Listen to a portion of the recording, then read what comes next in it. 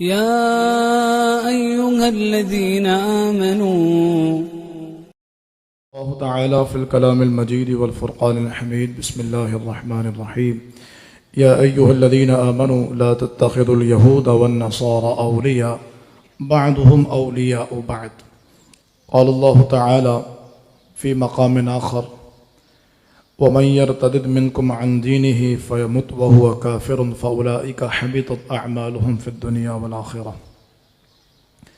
اللہ تعالیٰ نے ایمان والوں کو پھر سے خطاب فرما کر ایک نئے انداز سے ایک بہت بڑے دشمن سے آگاہ کرنے اور بہت بڑے دشمن سے خبردار کرنے کا واضح حکم ارشاد فرمایا۔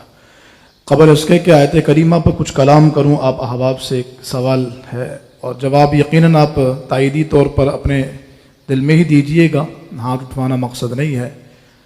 رمضان شریف کے 15 دن تقریباً گزر چکے ہیں اور عید قریب ہے، تیاریاں جاری ہیں۔ آپ میں سے کئی ایسے ہوں گے جنہوں نے عید کے کپڑے سلوا لیے ہوں گے، کچھ کے ٹیلر کے پاس ہوں گے، کچھ پرانے کپڑے ان معنوں میں کہ ابھی کچھ شادیاں گزری ہوں گی انہی کو یوٹیلائز کریں گے، کچھ ایسے ہیں کہ جو آگے ریڈی میڈ لیں گے۔ ہماری تیاریوں کا سلسلہ جاری ہے۔ آپ ذرا ایک لمحے کو سوچئے، وہ کیسے بازار ہوں گے، وہ کیسی مارکیٹ ہوں گی، اور وہ کیسا رمضان ہوگا کہ جہاں کے لوگ مارکیٹوں سے عید کی تیاریوں کے لیے کپڑے نہیں بلکہ اپنے پیاروں کے لیے کفن خرید رہے ہیں۔ میری مراد وہ مقدس سرزمین ہے جس کو ارض بیت المقدس کہا جاتا ہے، جہاں قیامت صغریٰ ٹوٹی ہے۔ ہر سال رمضان شریف میں ایک پوری پلاننگ کے تحت مسلمانوں پر شب خون مارا جاتا ہے۔ پوری عالمی دنیا، پورا عالمی یوں کہہ لیجیے امن کا دعویٰ کرنے والا وہ سارے کا سارا سسٹم، سارا نظام اس معاملے میں بالکل خاموش تماشائی ہے۔ کوئی بولنے والا نہیں، کوئی کچھ پوچھنے والا نہیں، کسی کی زبان میں اتنی جرت، ہمت اور طاقت نہیں کہ سوال کیا جائے کہ آخر مسلمانوں پر اتنے ظلم کو ڈھانے کی وجہ کیا ہے۔ ارض بیت المقدس کی بات کریں تو یہ عیسائیوں، یہودیوں اور مسلمانوں تینوں کے نزدیک مشترکہ طور پر یہ مبارک اور مقدس ہے، تو پھر یہ مسلمانوں پر ہی شب خون کیوں مارا جاتا؟ یہ مسلمانوں پر ہی وہاں نمازیں پڑھنے، عبادات کرنے اور نیکیاں کرنے پہ پابندی کیوں ہے؟ اس کی وجہ جو میں سمجھا ہوں میں عرض کرتا ہوں۔ پہلے اللہ تعالیٰ کا فرمان آپ کے سامنے رکھوں۔ رب العالمین فرماتا ہے: یا ایھا الذین آمنوا لا تتخذوا اليہود والنصارى اولیاء، اے ایمان والو یہود و نصارہ کو دوست نہ بناؤ، بعضهم اولیاء بعض، یہ آپس میں ایک دوسرے کے تو دوست ہیں لیکن یہ تمہارے دوست نہیں ہو سکتے۔ قرآن کا بالکل واضح فرمان ہے، اور ایسا بھی نہیں ہے کہ یہ فرمان کسی خاص وقت کے لیے تھا، یہ فرمان کسی خاص موقع کے لیے تھا۔ ٹھیک ہے، شان نزول کے اعتبار سے اس کو خاص ضرور کہا جا سکتا ہے کہ عبداللہ بن ابی جو یہودیوں سے دوستی رکھا کرتا تھا اور صحابی رسول نے کہا میں نے تو اپنے تعلقات ختم کر دیے، تو عبداللہ بن ابی کہتا ہے یہودیوں سے دوستی ختم کر کے تو نقصان اٹھاؤں گا، میں تعلق ختم نہیں کروں گا۔ اس پر قرآن کریم کی آیت کریمہ نازل ہوئی، تو یہ نہیں کہا جا سکتا کہ شان نزول سے ہٹ کر کے یہ آیت کریمہ اسی وقت کے لیے ہے۔ بالکل واضح طور پر مفسرین نے لکھا ہے اس آیت کریمہ کا اطلاق قیامت تک آنے والے کافروں پر ہوتا ہے، قیامت تک آنے والے یہودیوں اور عیسائیوں پر ہوتا ہے۔ اور یہ بھی نہیں ہے کہ قرآن کریم نے اچانک سے یہ حکم دے دیا ہو، کوئی کہے یہ تو زیادتی ہے معاذ اللہ کہ اچانک سے کسی کو دشمن بتا دیا جائے، کسی کی ساری محبتوں اور محنتوں پہ پانی پھیر دیا جائے۔ قرآن کریم نے عقلی تقاضے بھی سارے پورے کیے ہیں۔ ایسا ہرگز نہیں ہے کہ قرآن نے ڈائریکٹ یہودیوں کو دشمن قرار دے دیا، قرآن نے ڈائریکٹ عیسائیوں کو دشمن قرار دے دیا۔ آپ دیکھیے اللہ رب العالمین نے، اللہ کے حبیب علیہ الصلوۃ والسلام نے کفار مکہ کا سامنا کیا۔ جب مدینے گئے تو مدینے میں یہودیوں کا سامنا ہوا، یہودیوں سے ملتے ساتھ مسلمانوں کے ساتھ مدینے کے انصار کی بہت بڑی تعداد تھی۔ اسی وقت چاہتے تو مسلمان یہودیوں کو مدینہ شریف سے نکال دیتے، لیکن آپ جانتے ہیں میثاق مدینہ ایک مشہور معاہدہ تھا۔ اس کی بنیاد اسی بات پر تھی، نہ تم ہمارے دشمنوں کا ساتھ دو گے نہ ہم تمہارے دشمنوں کا ساتھ دیں گے، ہم مدینے میں مل کر کے رہیں گے۔ قرآن نے کبھی جھگڑے کی بات کی نہیں ہے، قرآن نے کبھی منافرت کی بات کی نہیں ہے، قرآن نے کبھی دوریوں کی بات کی، بلکہ قرآن اٹھائیے، اللہ فرماتا ہے وَإِذَا قِيلَ لَهُمْ، اللہ فرماتا ہے تَعَالَوْا إِلَىٰ كَلِمَةٍ سَوَاءٍ بَيْنَنَا وَبَيْنَكُمْ، آؤ اس کلمے کی طرف آ جاتے ہیں، یہود و نصارہ کو اللہ مخاطب کر کے کہتا ہے آؤ اس کلمے کی طرف آ جاتے ہیں جو تمہارے نزدیک اور ہمارے نزدیک یکساں ہے. کیا؟ سواء بیننا وبینکم الا نعبد الا اللہ ولا نشرک به شیئا ولا يتخذ بعضنا بعضا اربابا من دون اللہ. کا یہ جو کلمہ ہمارے نزدیک مشترک ہے کہ اللہ کے سوا کسی کو نہیں پوجو گے, اللہ کے سوا کسی کو معبود نہیں بنایا جائے گا, وہی معبود ہے, وہی برحق ہے. اور آپ جانتے ہیں اسلام کا جو نظام تھا, اسلام تو کتابیوں سے نکاح کی اجازت دیتا ہے. اتنی محبتوں کا تعلق, ایسا نہیں کہ نیا دین آیا, نیا مذہب آیا, سب کو ختم کر دو, سب کو مار دو, یہودیوں کو مار دو, عیسائیوں کو مار دو. اسلام سے زیادہ پرامن دین کون رہا ہے؟ لیکن اسلام پرامن اس وقت تک رہا جب تک اسلام کے مسلمات کو اور اسلام کے مقدسات کو کبھی پامال نہ کیا گیا. لیکن جب اسلام کے مسلمات کو پامال کیا گیا تو پھر اسلام ہر دور میں پرامن نہیں رہا. پھر اسلام نے تلواریں بھی نکالی ہیں, اسلام نے جہاد کا حکم بھی دیا ہے, اور اسلام نے آگے بڑھ کر کے کافروں کے دانت کھٹے کرنے کا بھی حکم دیا. تو یہ یہودیوں کا معاملہ تھا کہ سب سے پہلا ہمارا ٹاکرا یہودیوں سے مدینے میں ہوا, لیکن وہاں پر مسلمان بڑی محبت کے ساتھ یہودیوں کو پیغام دے کے ان کے ساتھ رہ رہے ہیں. جب یہ غزوہ خندق ہوئی ہے اور مدینے میں رہنے والے یہودیوں نے باہر سے آنے والے کافروں کو باضابطہ پروٹوکول دیا, ان کو سپورٹ کی ہے, تو پھر قبیلہ بنو قریظہ کے خلاف مسلمانوں نے علم جہاد بلند کیا. عیسائیوں سے جو پہلا مقابلہ مسلمانوں کا ہوا وہ بھی آپ جانتے ہیں, مسلمانوں نے ڈائریکٹ کوئی جنگ نہیں شروع کی. پیارے محبوب علیہ السلام نے خط لکھا رومیوں کی طرف, عیسائیوں کی طرف, اور ان کو پیغام دین دیا. وہ چاہتے قبول کرتے, چاہتے منع کر دیتے. اس پر مسلمانوں نے کوئی کلام ہی نہیں کیا. اسلام کبھی جبرن اپنے نفاذ کی بات کرتا ہی نہیں ہے. اگر ایسا ہوتا تو میں بیت المقدس کی تاریخ آپ کے سامنے رکھوں, اسلام کبھی زبردستی دین کو نافذ کرنے کی بات نہیں کرتا. سرکار نے ایلچی بھیجا, حضور کے ایک صحابی گئے رومیوں کے پاس پیغام لے کر کے, انہیں قبول نہیں کرنا تھا, نہ کرتے, انہوں نے مسلمان کے پیارے محبوب علیہ السلام کو صحابی کو شہید کر دیا. آپ تاریخ پڑھیے, جنگ موتا جو ہوئی ہے, یہ جنگ موتا کا پیش خیمہ یہی تھا کہ مسلمانوں کی ایلچی کو قتل کر دیا. اور پوری دنیا میں آج بھی یہ اصول ہے, جو پیغام لانے والا ہوتا اس کو قتل نہیں کیا جاتا. مسلمانوں کا پیغام لانے والے اس صحابی کو قتل کر دیا گیا. حضور نے 3000 کا لشکر تیار کیا, اور اس پر بھی معاہدہ یہ تھا کہ جس نے مارا ہے یہ سرکاری سطح پر ہوا ہے, معافی مانگی جائے اور قاتلوں کو حوالے کر دیا جائے. نہ مانے 3000 کا لشکر جاتا ہے موتا کے مقام پر, اور سامنے 3 لاکھ کی آرمی آتی ہے. رومی 3 لاکھ کی تعداد میں تھے, اس میں کوئی دوسری رائے نہیں, کوئی مبالغہ آ رہی نہیں ہے. اللہ کے فضل سے ہماری تاریخ ایسی سنہری رہی ہے, ہم کبھی باطل کے آگے دبنے والے نہیں. اب فلسطین میں دیکھ لیجیے, قیامت ٹوٹی ہے, لیکن قربان جائیں ان مجاہدین کے, وہ اب بھی نماز وہیں فلسطین میں پڑھ رہے ہیں. میں کل لائیو دیکھ رہا تھا, وہاں آج بھی تراویح براہ راست پڑھائی جا رہی ہے. کمال ہو گیا. بخاری مسجد میں, کراچی کے مساجد میں پرسکون ماحول ہے, پھر بھی نمازی آنے کو تیار نہیں, پھر بھی مسجد بھرنے کو تیار نہیں. مسجدوں سے نمازی دور ہو گئے, اور وہاں ایک دن پہلے قتل عام ہوا ہے, اور کیفیت یہ ہے کہ بازاروں میں کفن شارٹ پڑ گئے ہیں. ان کو اپنے پیاروں کے لیے کفن دستیاب نہیں ہے. کیسی عید آ رہی ہے, کیسے رمضان گزر رہا ہے, لیکن کمال یہ ہے کہ تراویح کسی کی نہیں چھوٹی. مرد بھی آئے, خواتین بھی آئیں, اور باجماعت نماز تراویح ہو. یہ ہمارا سنہرا باب ہے, یہ ہماری سنہری تاریخ ہے. ہم نے کبھی باطل کے آگے دبنا نہیں سیکھا, ہم نے کبھی باطل کے آگے ڈرنا نہیں. یہ کوئی لفاظی نہیں ہے. بدر کی تاریخ آ رہی ہے انشاءاللہ. ہماری بخاری مسجد میں بھی 17ویں شب جمعے کا دن گزار کے جو رات ہوگی, رات 12 بجے ہم محفل بدر شروع کریں گے, اور انشاءاللہ ہماری سحری تک یہ سلسلہ جاری رہے گا. بھائی اس میں بھی ذکر کریں گے. بدر کی تاریخ نہیں جانتے؟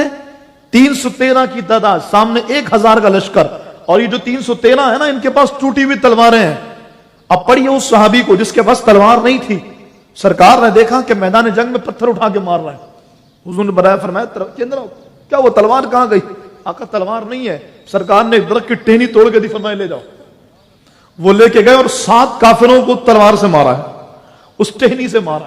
تو یہ کیفیت تھی. بدر کی رات حضور نے مسجد عریش میں کیا دعا مانگی تھی؟ یا اللہ یہ مٹھی بھر لوگ ہیں, اگر آج یہ ختم ہو گئے قیامت تک تیرا نام لینے والا کوئی نہیں ہوگا. 313 نے دانت کھٹے نہیں کیے تھے, 313 نے اینٹ سے اینٹ نہیں بجائی تھی, آج تک کفر کانپتا ہے. اب یہ رہنے دیجیے, آگے چلیے. احد میں کیا ہوا تھا؟ 1000 کی تعداد مسلمانوں کی آئی, 300 منافقین الگ ہو گئے, 700 رہ گئے, اور کافر کتنے تھے؟ 3000. مسلمانوں نے کیسے ناکو چنے چبوا دیے تھے. آپ آگے چلیے. پچھلے دنوں اسرائیل میں ایک مظاہرہ ہوا ہے, اگر آپ کے سامنے وہ فوٹیج پہنچی ہو. یہودیوں نے مظاہرہ کیا ہے، وہ کہتے ہیں ہم خیبر نہیں بھولے. ہم نے کہا المیہ یہ ہے کہ ہم خیبر بھول گئے. وہ کیا کہنا چاہتے تھے؟ خیبر میں جو ہم نے ان کو مارا تھا. اور کیوں مارا تھا؟ ایسا نہیں ہم نے کوئی ظلم کیا تھا. یہ یہودی شروع سے خبیث الفطرت ہیں. ہمارا المیہ یہ ہے کہ ہم نے یہودیوں کو پڑھا ہی نہیں ہے. ہم کہتے ہیں انڈیا ہمارا دشمن ہے. او بھائی انڈیا دشمن ہے تو کیا امریکہ دوست ہے؟ امریکہ دشمن ہے تو کیا انگلینڈ دوست ہے؟ اللہ رب العالمین نے واضح فرما دیا لا تتخذوا اليهود والنصارى اولیاء. یہود و نصارہ کو دوست نہ بناؤ. الکفر ملت واحدہ. یہ سارے کافر مل کے ایک ہے. اسرائیل میں کتا مر جائے پوری عالمی برادری چیخ پڑے. یہاں لاکھوں لاکھ مسلمانوں کا خون بہا دیا, کوئی پوچھنے والا نہیں, کوئی پرسان حال نہیں. میں کہہ رہا تھا خیبر میں ہم نے ان کو ایسے نہیں مارا تھا. یہ خبیث مدینے میں پہلے خباثت کر رہے تھے, پھر یہ نکال دیے گئے اور یہ خیبر میں جا کے آباد وہاں سے شر پھیلا رہے تھے. پھر مسلمان گئے اور مولا کائنات حیدر کرار کی وہ تلوار اور مرحب کو آپ نے زمین پر لٹا کر کے وہ خیبر فتح کیا تھا. کہنے کا مقصد یہ ہماری تاریخ اور داستان تو شجاعت سے بھری پڑی ہے, لیکن المیہ یہ ہے کہ ہم نے اکابرین کے طرز کو چھوڑا, اپنی تاریخ کو چھوڑا, اپنے کارناموں کو چھوڑا, بلکہ اپنی فتوحات کو بھی فراموش کر دیا. آپ بتائیے بیت المقدس کے بارے میں ہمارے کتنے لوگ جانتے ہیں؟ میں ہزاروں کے مجمع میں سوال کروں, یہ بات پہلے بھی میں عرض کر چکا ہوں, ہزاروں کے مجمع میں پوچھا جائے نا کہ بیت المقدس کون سی ہے اور بیت الصخرہ کون سا ہے, ہمارے لوگ گولڈن کلر کے گنبد کو بیت المقدس سمجھتے ہیں, جبکہ وہ تو بیت الصخرہ ہے. اور اس کی پوری ہسٹری میں نے جمعے کے تقریر میں بیان کی تھی. یہ بیت الصخرہ ہے, یہ اونچی پہاڑی ہے, اونچا ٹیلا ہے جس پہ داؤد علیہ السلام قرآن کی تلاوت کیا کرتے تھے, اور بیت الصخرہ سے حضور کے سفر معراج کا آغاز ہوا ہے. لیکن وہ بیت المقدس نہیں ہے. بیت المقدس وہ مقدس سرزمین جو اللہ کے حبیب فرماتے ہیں بیت اللہ کے 40 سال کے بعد بیت المقدس بنی ہے. اور ہمارے نزدیک وہ کتنی معتبر اور محتشم ہے کہ جناب آدم علیہ السلام سے لے کر جناب موسیٰ علیہ السلام تک ہر نبی نے بیت اللہ کی طرف رخ کر کے نماز پڑھی. موسیٰ علیہ السلام نے اور عیسیٰ علیہ السلام نے بیت المقدس کی طرف رخ کر کے نماز پڑھی. حضور نے بھی 17 مہینے بیت المقدس کی طرف رخ کیا, اور اس کے بعد سرکار کی چاہت پر کعبے کو قبلہ بنا دیا گیا. اور یہاں پر یہ بات بھی ضروری ہے بتانا کہ کعبۃ اللہ شریف کو جو قبلہ بنانے کی حضور کی چاہت تھی وہ کیا تھی, کیوں تھی؟ اگر بیت المقدس بھی قبلہ تھا تو قبلہ رہتا. بیت المقدس اہم نہیں. اگر بیت المقدس اہم نہیں تو مسجد اقصی شب معراج میں حضور کی سواری وہاں کیوں جاتی ہے؟ انبیاء کرام کا اجتماع یہ مسجد حرام میں کیوں نہیں ہو رہا, مسجد اقصی کیوں جانا ہے؟ کمال کی بات دیکھیے, ہم کہتے ہیں بیت اقصی باب کعبہ بر مکان آمنا نصب پرچم ہو گیا اہلا و سہلا مرحبا. حضور کی ولادت کے موقع پہ 3 جھنڈے لگے ہیں. ایک جھنڈا سیدہ آمنہ رضی اللہ تعالیٰ کے گھر پہ, ایک جھنڈا بیت اللہ شریف پر, اور ایک جھنڈا بیت المقدس پہ. کیا بتایا جا رہا ہے؟ ہم نے تاریخ فراموش کر دی. ہم بیت المقدس کو پڑھنا ہی نہیں چاہتے. ہمارے بچوں کو نہیں معلوم بیت المقدس کیا. بچے چھوڑ دیجئے, بڑوں کو نہیں معلوم, اہل علم کو نہیں معلوم. ظلم یہ ہے شب معراج کا موقع آتا ہے اور ہمارے ممبروں سے بیت المقدس کا ذکر نہیں ہوتا.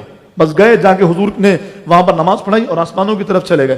او بھائی کیوں گئے بیت المقدس؟ قرآن کی نص سے سری کہتی ہے سبحان الذی اسری بعبدہ لیلا من المسجد الحرام الی المسجد الاقصی. یہ قرآن نے باضابطہ بیت المقدس کا ذکر کیا ہے.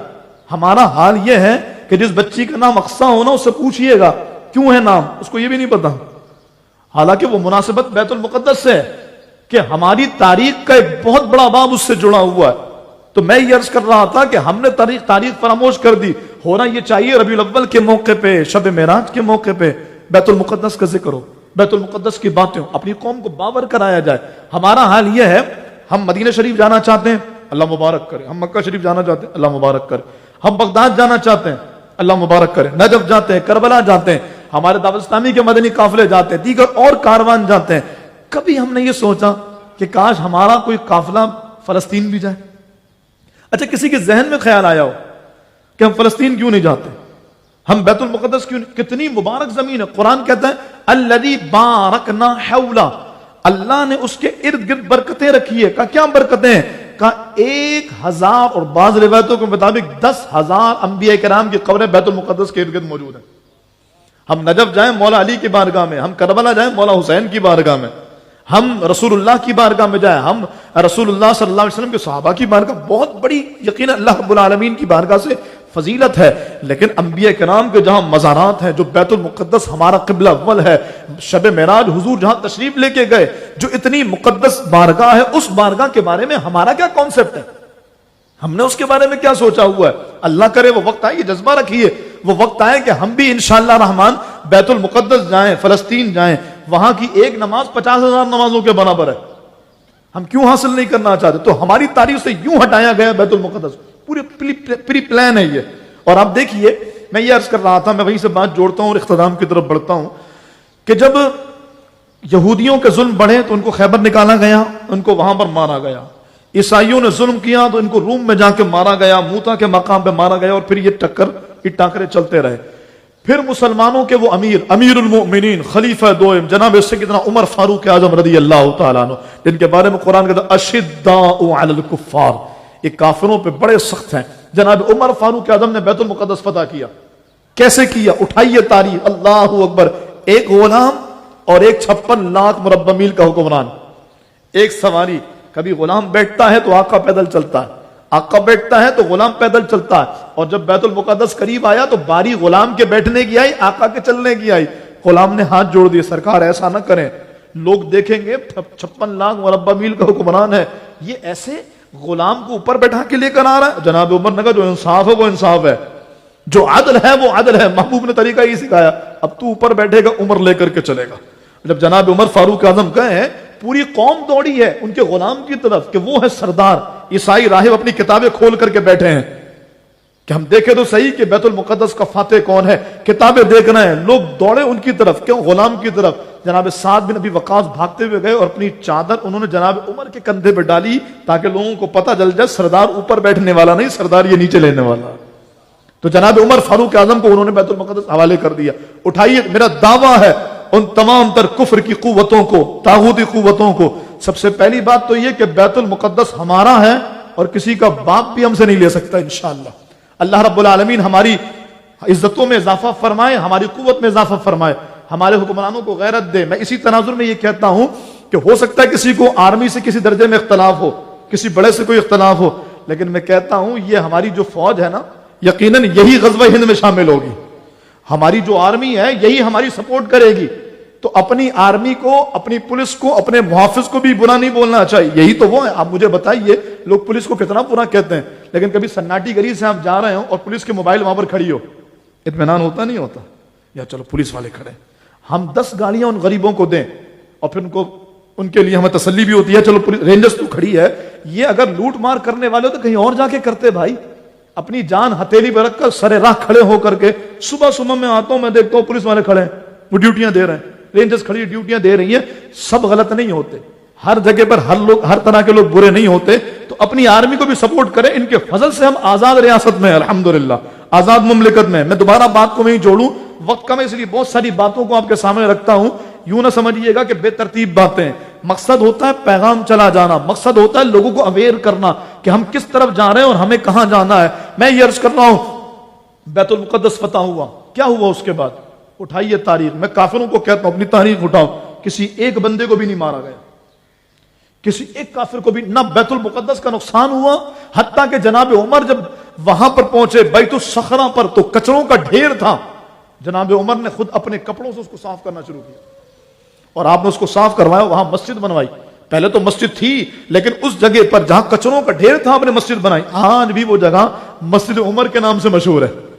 اللہ پاک جناب عمر کی برکت پہ کروڑوں رحمتیں نازل فرمائے۔ تو میں کہہ رہا ہوں یہ ایک مرتبہ وہ ہوا، پھر اس کے بعد 492 ہجری میں، کچھ تاریخی اختلاف ہو سکتے ہیں، 492 ہجری میں ہم سے عیسائیوں نے دوبارہ سے بیت المقدس لے لیا، اور حال کیا کیا ہمارا، اللہ اکبر، 70,000 مسلمانوں کا خون بہایا گیا بیت الصخرہ کے پاس اور بیت المقدس کے پاس۔ میں آج تاریخ پڑھ رہا تھا اور انگریز رائٹرز نے یہ تاریخ لکھی ہے، وہ کہتے ہیں کہ باضابطہ بیت الصخرہ اور بیت المقدس کے پاس مسلمانوں کا اتنا خون بہ رہا تھا کہ ٹخنے اس کے اندر ڈوبے ہوئے تھے۔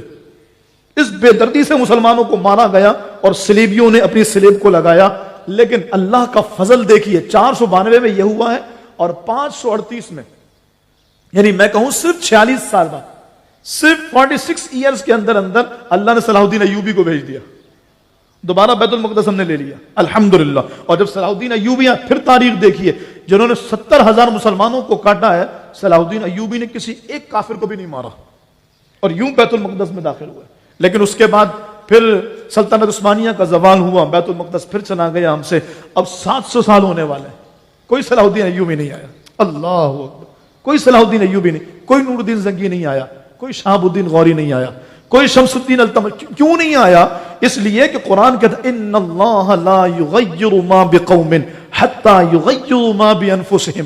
اللہ کسی قوم کی حالت اس وقت تک نہیں بدلتا جب تک انہیں خود اپنی حالت کو بدلنے کا احساس نہ ہو. ہم نے تو بیت المقدس کی تاریخ ہی مٹا دی, ہمیں تو احساس ہی نہیں ہے.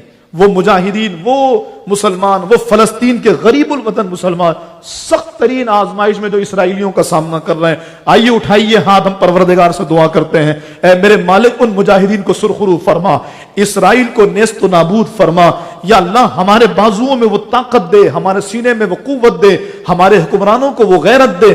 57 عرب ممالک, مسلم ممالک کو وہ غیرت و حمیت دے کہ ہم دوبارہ سے قبلہ اول آزاد کر سکیں. اے مالک پھر سے کوئی صلاح الدین ایوبی کو بیت المقدس پکار رہا ہے, پھر سے کوئی فاروق اعظم کو بیت المقدس پکار رہا ہے. اے اللہ ہمیں بیت المقدس کی فتح کو آنکھوں سے دیکھنا نصیب فرما.